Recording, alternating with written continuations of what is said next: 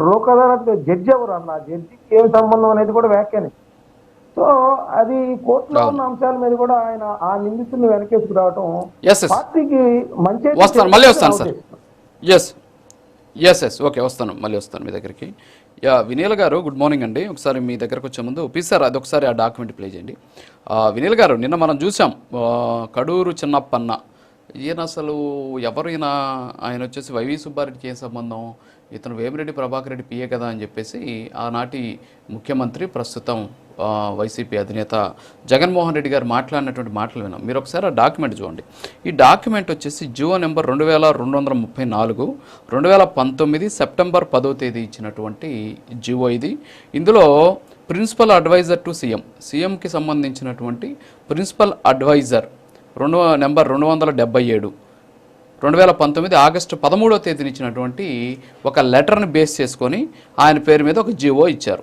ఏంటి ఆ జీవోలో సారాంశం అంటే, ఈ కడూరు చిన్నప్పన్న అనేటటువంటి ఆయన్ని special liaisoning officer AP Bhavan న్యూఢిల్లీలో నియమిస్తున్నట్టు, ఆయనకు 75,000 రూపాయలు నెలకి, అలాగే అలవెన్సెస్ ఇవన్నీ కూడా ఇస్తున్నామని చెప్పేసి 3 ఇయర్స్కి సరిపడా ఆయనకి పోస్టింగ్స్ ఇస్తూ ఇచ్చినటువంటి జీవో ఇది. సో నిన్న జగన్మోహన్ రెడ్డి గారు మాట్లాడారు, అసలు చిన్నప్పన్న ఎవరు అనేటటువంటి ఒక షాక్కు గురైనట్టు ఆయన మాట్లాడారు. అంటే ఏంది, జగన్మోహన్ రెడ్డి గారికి తెలిసి నియామకం జరిగిందా, అసలు చిన్నప్ప అనేటువంటి వ్యక్తి నిజంగా అసలు జగన్మోహన్ రెడ్డి గారికి తెలియదా, లేకపోతే తెలిసి కూడా ఇలా మాట్లాడుతున్నారా, ఏంటి అసలు? ఇప్పుడు ఇది మన కళ్ళ ముందు ఉన్నటువంటి ఎవిడెన్స్ ఇది. సో ఇదొకటే కాదు, 2022లో కూడా ఇంకో జీవో ఇచ్చారు. మళ్ళీ అంటే 5 సంవత్సరాల పాటు ఎలక్షన్ వరకు జూన్ 12వ తేదీ వరకు ఆయన ఏపీ భవన్లో స్పెషల్ లైజనింగ్ ఆఫీసర్గానే పనిచేశాడు. దానికి సంబంధించి ఇంకో జీవో కూడా ఉంది, అది కూడా పీసార్, అది కూడా ప్లే చేయండి. సో అవన్నీ చూస్తే మనకు స్పష్టంగా తెలుస్తుంది. ఏమంటారు అసలు జగన్మోహన్ రెడ్డి గారి వాదనలో వాస్తవం ఎంత?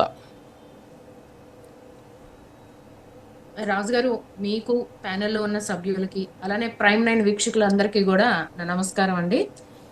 జగన్మోహన్ రెడ్డి గారు ప్రెస్ మీట్ లో 99% అవాస్తవాలు ఉంటాయి అనేది, అంటే ప్రజలకి అలానే వాళ్ళ పార్టీలో ఇంతో అంతో నైతిక విలువలు కలిగినటువంటి వాళ్ళకు కూడా తెలిసిన విషయమే.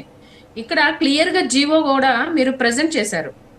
జగన్మోహన్ రెడ్డి గారు ఏంటంటే ఒక సెలెక్టెడ్ మీడియాని పిలుచుకుని ఒక రికార్డెడ్ ప్రెస్ మీట్ పెట్టి ఈయన మాట్లాడిన ఏవైతే ఉన్నాయో అబద్ధాలు అవన్నీ కూడా ప్రజలు నమ్మేస్తారు అని చెప్పి జగన్మోహన్ రెడ్డి గారు, ఇంకా ప్రజలు 11 సీట్లకి నిన్ను పరిమితి చేశారు, ఎందుకు 151 నుంచి మనం 11కు పడిపోయాము, ప్రతిపక్ష నేత హోదా ఇవ్వండి అని అడుక్కునే స్థితికి ప్రజలు ఎందుకు తీర్పిచ్చారు అనేది ఆత్మ పరిశీలన చేసుకోకుండా ఇప్పటికీ అధికారంలోకి రావటం కోసం, లేదా ఎవరైతే ఆయన ఓట్ బ్యాంక్ ఉన్నారని చెప్పుకుంటున్నారో వాళ్ళని నమ్మించటం కోసం, ఎవరైతే నోళ్ళేసుకుని అడ్డగోలుగా మాట్లాడతారో వైసీపీలో, అందరూ కాదు కొందరు, వాళ్ళని ఎంకరేజ్ చేయటం కోసం ఇలాంటి ఒక అబద్ధపు ప్రెస్ మీట్ ని ఆయన ప్రతిసారి నిర్వహిస్తారండి. అంటే జగన్మోహన్ రెడ్డి గారికి మరి లండన్ మందులు వాడటంలో టైం గ్యాప్ వచ్చినట్టుంది. మరి ఆయన మర్చిపోయారేమో, కానీ గూగుల్ మర్చిపోదు. ఏ జీవో ఎలా ఉంటుంది అనేది ప్రతిదీ పబ్లిక్ డొమైన్ లో చాలా ట్రాన్స్పరెంట్ గా అవైలబుల్ గా ఉంటుంది అనేది జగన్మోహన్ రెడ్డి గారు మర్చిపోయినట్టున్నారు. ఇవాళ రాజుగారు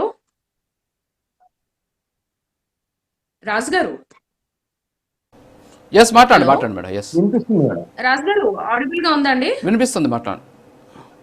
మాట్లాడండి మేడం. అంటే తెలుగుదేశం పార్టీ సిద్ధాంతానికి వైసీపీ పార్టీ సిద్ధాంతానికి చూసుకుంటే కనుక, తెలుగుదేశం పార్టీ సిద్ధాంతం ఏంటండి, ప్రజలే దేవుళ్ళు, సమాజమే దేవాలయం. అలానే ఓటు వేసిన ప్రజలకి మనం జవాబుదారీతనం అనేది తెలుగుదేశం పార్టీ ప్రధాన సిద్ధాంతం. ప్రజలు అధికారం ఇచ్చింది మనం దుర్వినియోగం చేసుకోవడానికి కాదు, చాలా పారదర్శకంగా ఉండాలి అని చెప్పి ప్రతినిత్యం క్రమశిక్షణ, తెలుగుదేశం పార్టీ అంటే ఆ పార్టీలో ఉన్న కార్యకర్త, నాయకులే కాదు, అధినాయకుడే కాదు, కార్యకర్త కూడా క్రమశిక్షణ కలిగి ఉండాలి అని చెప్పి మాట్లాడే వ్యక్తి నారా చంద్రబాబు నాయుడు గారు.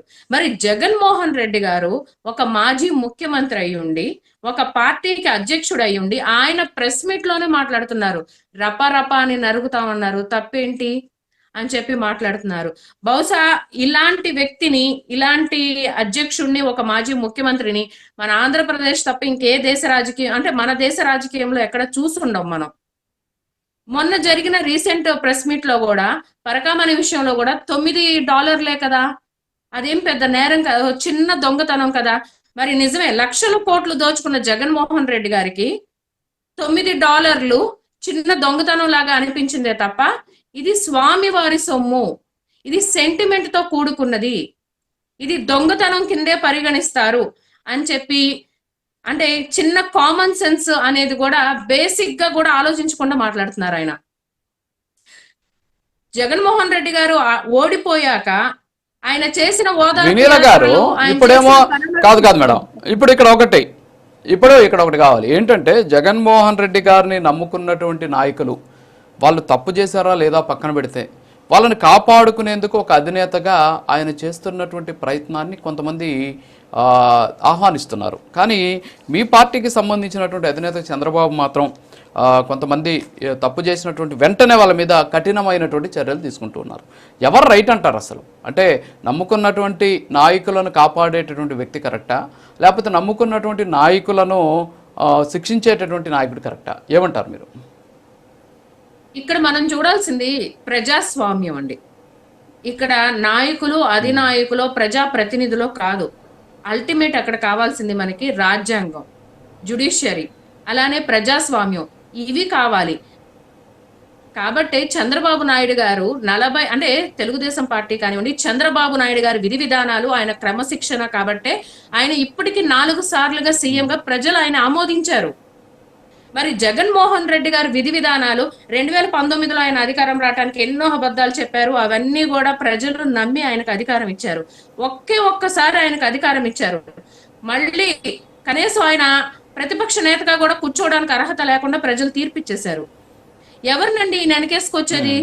మనం చూసుకున్నట్టయితే వైసీపీకి కావాల్సిన ఎలిజిబిలిటీ ఏంటి అంటే, వైసీపీ పార్టీలో కార్యకర్తగా కానివ్వండి, నాయకుడుగా కానివ్వండి మనం ఉండాలి అంటే దానికి కావాల్సిన ఏంటంటే మోరల్స్ ఉండకూడదు, ఎథిక్స్ ఉండకూడదు, అన్పార్లమెంటరీ లాంగ్వేజ్ వచ్చి ఉండాలి, అడ్డగోలుగా దౌర్జన్యాలు చేయాలి, భూ కబ్జా చేయాలి, మహిళల్ని కించపరుస్తూ మాట్లాడాలి, బాడీ షేమింగ్ చేయాలి.